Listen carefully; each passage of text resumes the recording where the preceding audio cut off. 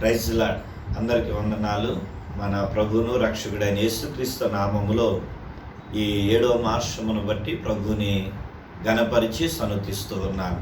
మన దేవుడు నమ్మదగిన వాడు. 6 మాసాలు మన పక్షంగా మేలులతో మనల్ని నింపి తన కృప ద్వారా మనం పోషించి ఆశీర్వదించాడు.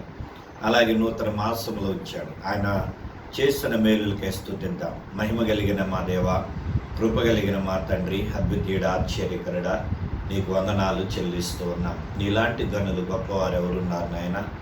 ఇదిగో నాయన 6 మాసాలు పోషించారు, సంరక్షించారు, ఆరోగ్యం ఇచ్చారు, ప్రతి అపాయం ఆపద నుండి తప్పించారు.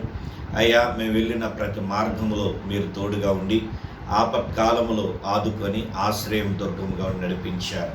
దేవా, నీ కార్యములను బట్టి నీ కృతజ్ఞతలు చెల్లించి మిమ్మల్ని హెచ్చించి అయ్యా మమ్మల్ని తగ్గించుకుని స్తుతి, ఘనత, కీర్తి, ప్రభావాలు మీకే చెల్లిస్తూ యేసు దివ్యనామములు స్తుతి ఆగాన్ని మీకు అర్పిస్తున్నాము తండ్రి. ఆమేన్. Praise Lord. హల్లెలూయా.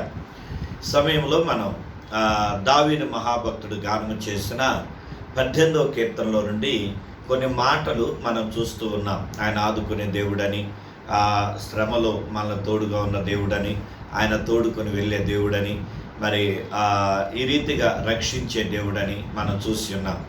ఈ రోజున ఇదే 18వ కీర్తనలో నుండి 20వ వచనము నుండి ఆ మాటను చదువుకున్నాం. నా నీతిని బట్టి యెహోవా నాకు ప్రతిఫలం ఇచ్చెను, నా నిర్దోషత్వమును బట్టి నాకు ప్రతిఫలం ఇచ్చెను.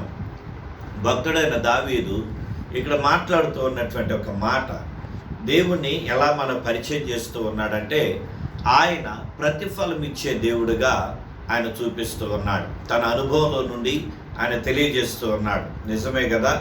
మనం మన యొక్క జీవితాల్లో చూసినట్లయితే, మనం ఎవరైతే మనకు ఉపకారం చేశారో మనం తిరిగి వారికి ఉపకారం చేస్తాం. మన ఇంటికి ఎవరు వచ్చారో తిరిగి మనం వారింటికే వెళ్తాం. అలాగే మనల్ని ఇబ్బందులు ఎవరు పరామర్శించారో మనం కూడా వాళ్ళనే పరామర్శిస్తూ ఉంటాం. ఇలాగా మనకి ఎవరైనా గిఫ్ట్ ఇచ్చారనుకోండి, వాళ్ళకే మనం గిఫ్ట్ ఇవ్వాలని చూస్తాం. మనం పలకరించే వారినే మనం పలకరించాలని చూస్తాం. ఇది మానవుని యొక్క స్వభావం. కానీ ఇక్కడ దేవుని యొక్క స్వభావం ఏంటంటే, దేవుడు మన ప్రతి పరిస్థితిలో కూడా మన ఫలమిచ్చేవాడు.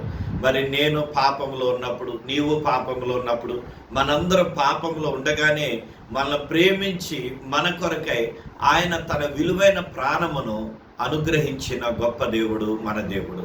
మన పాపంలో ఉన్నప్పుడే మనల్ని ఆదరించిన వాడు. మన పాపంలో ఉన్నప్పుడే మనతో మాట్లాడి ఆ పాపము నుండి మనల్ని బయటికి పిలిచినటువంటి వాడు ఆయన. అలాంటి దేవుణ్ణి మనం కలిగి ఉన్నాం. ఆ దేవుణ్ణే ఇక్కడ భక్తుడైన దావీదు మనం పరిచయం చేస్తూ ఉన్నాడు. ఆయన ఏమంటూ ఉన్నాడంటే, మన యొక్క నీతిని బట్టి ఆయన ఫలమిచ్చును అని చెబుతూ ఉన్నాడు. అలాగే మన నిర్దోషత్వాన్ని బట్టి ఆయన ఫలమిచ్చును అని వ్రాయబడుతుంది. మరి భక్తుడైనటువంటి దావీదు దేవుని యందు భయము, భక్తి కలిగి ఆయన మార్గంలో నడుస్తూ ఉన్నాడు. ఆయన ఆరాధిస్తూ ఉన్నాడు. ఆయన ఘనపరుస్తూ ఉన్నాడు. మనం దావీదు యొక్క జీవితాన్ని అనేక సార్లు ధ్యానించాం. అనేక సార్లు ఆయన జీవితంలో అనేక నూతన విధానాల్లో మనం ఆయన గురించి విన్నాం. అయితే మరి అలాంటి దావీదు జీవితంలో వచ్చిన శ్రమ ఏంటి అని అంటే, మరి సౌలైనటువంటి మహారాజు అతన్ని వెంటాడుతూ ఉన్నాడు, అతన్ని చంపాలని. కేవలము మరి స్త్రీలైనటువంటి వారు దావీదును పొగిడినందుకు, అతని కన్నా రాజు కన్నా అధికంగా దావీదును పొగిడారన్న ఉద్దేశంతో అతని మీద ఈ సౌలు మహారాజు ద్వేషాన్ని పెట్టుకొని ఆయన మీద అసూయ కలిగి వెంటనే ఏం చేస్తూ ఉన్నాడు, ఆయన చంపాలనుకున్నాడు. మరి ఆ సమయంలో అతడు తప్పించుకొని వెళ్తూ ఉన్నప్పుడు మరి దావీదు చేతికి సౌలుని దేవుడు 2 సార్లు అప్పగించాడు. ఆ గుహలో ఒకసారి, ఆ తర్వాత మరి ఒక్కసాట అతడు నిద్రపోతున్నప్పుడు 2 సార్లు అప్పగించినప్పుడు అబ్నేర్ అంటాడు కదా, ఇదిగో దేవుడు నీ చేతికి నీ శత్రువుని అప్పగించాడు, నువ్వు చంపేయి అన్నప్పుడు దావీదు అన్న మాట ఏంటంటే, యెహోవా చేత అభిషేకము నొందిన మనుషుల్ని మనం చంపకూడదు అని దావీదు చేతికి అప్పగింపబడిన సౌలుని విడిచిపెడతాడు. కానీ సౌలు మాత్రం అతన్ని తరుముతా ఉంటాడు. అప్పుడు సౌలు ఈ మాట అంటాడు, అతని చేతికి అప్పగించిన వాడు చంపకుండా ఉన్నప్పుడు ఆ దావీదు, నాయన నీవేనా, ఇదిగో నువ్వు అపకారం చేసిన వారు కూడా ఉపకారం చేసే మంచివాడు నాయన అని పొగుడుతూ ఉంటాడు. కాబట్టి మరి ఆ సందర్భంలోనే దేవుణ్ణి ఆయన స్తుతిస్తూ అన్నాడు, నా నీతిని బట్టి దేవుడు నా ప్రతిఫలం ఇస్తాడు. నేను ఏదైతే చేస్తానో దానికే నేను ఫలాన్ని అనుభవిస్తాను. ఒకవేళ ఆ రోజున సౌలుని చంపినట్లుగా అయితే దావీదుని దేవుడు జ్ఞాపకం చేసుకునేవాడు కాదు. దావీదు యొక్క సింహాసనం స్థిరపరచబడేది కాదు. దావీదు యొక్క కుమారుని అలాగా తన యొక్క కుటుంబాన్ని దేవుడు ఆశీర్వదించేవాడు కాదేమో. మరి దావీదు యొక్క నీతిని బట్టి, నిర్దోషత్వాన్ని బట్టి, అతడు అంత అపకారం చేస్తున్న వారికి కూడా ఉపకారం చేశాడు కనుక ఈ దినాన దేవుని చేత దావీదు ఆశీర్వదించబడ్డాడు. దావీదు దేవుని చేత దీవించబడ్డాడు. కనుక ఈ లోకములో మనల్ని ఎవరైతే శ్రమ పెడతారో, మన కుటుంబస్తులు కావచ్చు, మన బంధువులు కావచ్చు, మన రక్త సంబంధికులు కావచ్చు, మన ముఖ్యమైన స్నేహితులు కావచ్చు, ఎవరు మన శ్రమ పెట్టినా వారి కొరకు మనం ప్రార్థన చేయాలి. వారి కొరకే విశ్వాసముతో దేవుని మీద ఆధారపడి దేవుని సన్నిధిలో విజ్ఞాపన చేయాలి.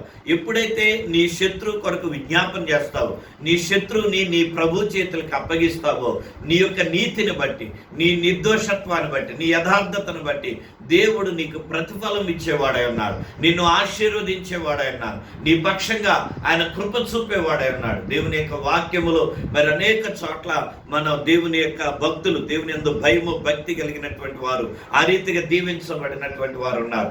యోబు యొక్క స్నేహితులు మరి యోబుని ఎంతగా మాటల చేత అతనితో వాదోపవాదాలు పెట్టుకున్నారు. చివరికి అదే యోబు ప్రార్థన చేసినప్పుడు ఆ ప్రార్థన విన్న దేవుడు యోబు యొక్క స్నేహితులను క్షమించినట్లుగా యోబు పుస్తకం 42వ అధ్యాయం చివర 42వ అధ్యాయంలో మనం వాళ్ళ గురించి మనం చదువుకోగలుగుతున్నాం. కనుక మనం చేసే పనులను బట్టి, మన యొక్క మాటను బట్టి, మనం చూపించే ప్రేమను బట్టి దేవుడు మనకి ప్రతిఫలం ఇస్తాడు అనేది ఈ యొక్క ఉదయకాల సమయంలో పరిశుద్ధ దినాన మనం జ్ఞాపకం చేసుకోవాల్సిన వారమైనాం. కాబట్టి ప్రియమైన దేవుని బిడ్డలారా, ఈ యొక్క ఉదయకాల మందు మీ చెబుతూ ఉన్న మాట, నేను నేర్చుకుంటూ ఉన్న మాట, మనందరం కూడా నేర్చుకోవాల్సిన మాట, మనల్ని ఎవరైతే మనకు అపకారం చేశారో మన వారికి ఉపకారం చేసే వారికి ఉండాలి. అనగా వారి కొరకు ప్రార్థించే వారికి ఉండాలి. వారి కొరకు దేవుని సన్నిధిలో మొరపెట్టి వారు నశించకుండా దేవుని రాజ్యంలో వారు స్థిరపరచబడాలని మనం ప్రార్థించే వారంగా ఉండాలి. అప్పుడే దేవుడు నీకు నాకు ప్రతిఫలం ఇస్తాడు. అట్టి ప్రతిఫలాన్ని దేవుడు నీకు నాకు అనుగ్రహించి ఆయన రాకడకు మనల్ని సిద్ధపరచును గాక.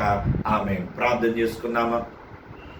మహాగణుడు అయిన మా పరలోకపు దేవ, పరిశుద్ధుడా, నీకు వందనాలు చెల్లిస్తూ ఉన్నాం. అయ్యా, నీ వాక్య వెలుగులో ఇదిగో నాయన కొద్ది మాటలు దావీదుతో అయ్యా 18వ కీర్తన 20వ వచనములో అయ్యా మీరు సెలవిచ్చిన మాట, నా నీతిని బట్టి, నా నిర్దోషాన్ని బట్టి ఇదిగో యెహోవా నాకు ప్రతిఫలం ఇచ్చును అన్న మాటను బట్టి అయ్యా నిన్ను గణపరుస్తూ ఉన్నా.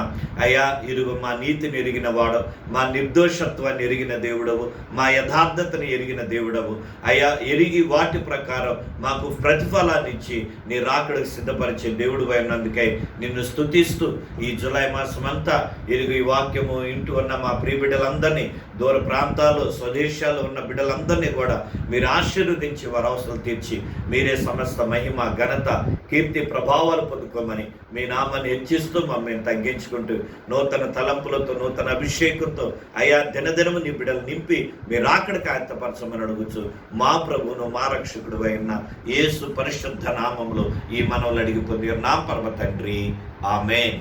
తండ్రి అయిన దేవుని ప్రేమ, రక్షకుడైన క్రీస్తు వారి యొక్క కృప, పరిశుద్ధాత్మ నిత్య సన్నిధి ఆయన రాకడ వరకు తోడైండి సమస్త విషయాలు దీవించునుగాక. ఆమేన్, ఆమేన్, ఆమేన్. May God bless you. దేవుడు మిమ్మల్ని దీవించునుగాక.